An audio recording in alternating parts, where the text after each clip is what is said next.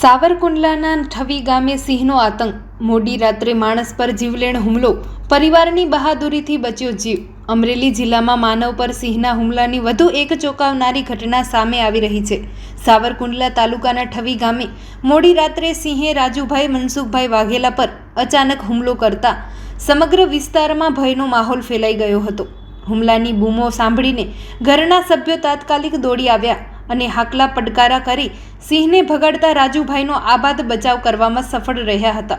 હુમલામાં રાજુભાઈને ગંભીર ઈજાઓ પહોંચતા તેમને તાત્કાલિક સારવાર માટે સાવરકુંડલા સરકારી હોસ્પિટલ ખાતે ખસેડવામાં આવ્યા, જ્યાં તેમની સારવાર ચાલી રહી છે।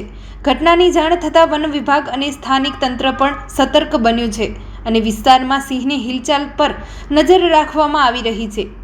તાજેતરના સમયમાં અમરેલી જિલ્લામાં સિંહોના માનવ વસાહતો તરફ વધતા આવાગમન અને હુમલાની ઘટનાઓને લઈને ગ્રામજનોમાં ચિંતાનો માહોલ જોવા મળી રહ્યો છે। ગ્રામજનોએ વન વિભાગને સિંહની સતત દેખરેખ રાખી લોકોને સુરક્ષા પૂરી પાડવા તેમજ રાત્રિના સમયે ખાસ પેટ્રોલિંગ વધારવાની માંગ કરી છે।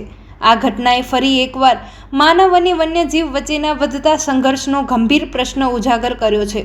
Report by Sarfaraz Khokhar, Amreli.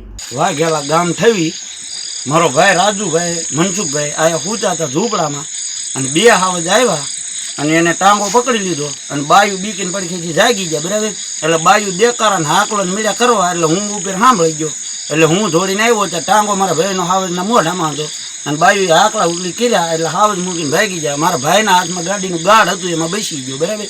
નકર તો ગાડીનું ગાડ મારા ભાઈના હાથમાં ન હોત ને તો હાવજ લઈને વ્યા જાત। એટલે હું ગાયક આવ્યો, પછી 108ને ફોન કર્યો અને 108 આવીને એને દવાખાને મોકલી દીધા હતા। અને હું હવે અમારા ઘર આવ્યા, બરાબર છે। અમારા દી રાત હાવજ દીપડોનો ત્રાસ એટલો છે કે છોકરા રેઢા મૂકાતા નથી। રાતે વાડીઓમાં ભાગી ગયા હોય ત્યાં જવાતું નથી, બરાબર છે। બાયુ છોકરા માલ ઢોર રેઢા મૂકાતા નથી। અમારી પરિસ્થિતિ આવી છે તો સરકારને અમારી એવી નર્મ વિનંતી છે કે ભાઈ આની અપીલ કરીને સાંભળીને અમારી કોઈ પણ આમાં અમને સહાય કરે તો અમે સરકારનો ખૂબ ખૂબ આભાર માનીએ।